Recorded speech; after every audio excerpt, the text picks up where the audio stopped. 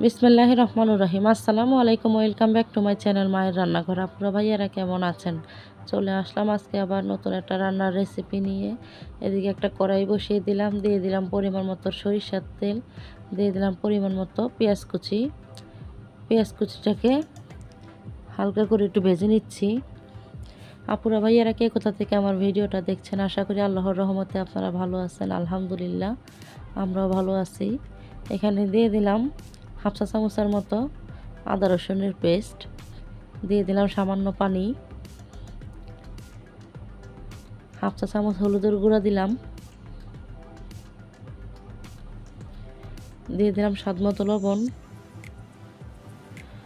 আর দিয়ে দিলাম এখানে হাফ চা চামচের একটু কম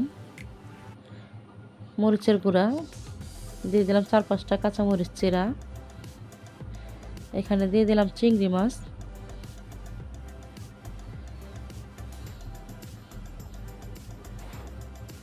খুব ভালো করে মাছটাকে কষিয়ে নিলাম।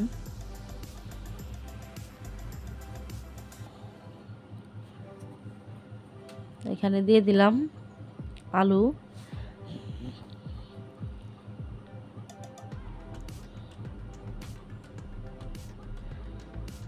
আর দিয়ে দিলাম ডাটা।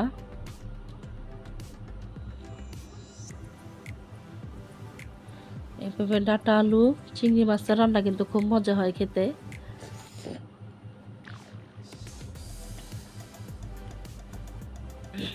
খুব ভালো করে এখন কষিয়ে নিব।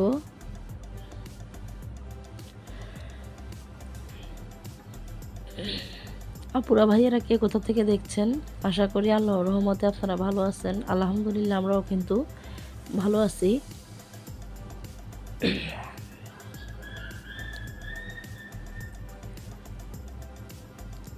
যেই গরম পড়ছে, এই গরমে কিন্তু এভাবে ডাটা তরকারি খেতে ভালোই লাগে।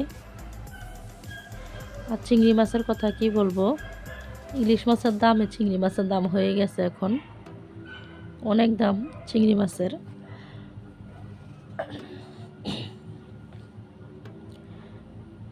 ভালো মতো কষিয়ে পরিমাণ মতো ঝোল দিয়ে দিলাম।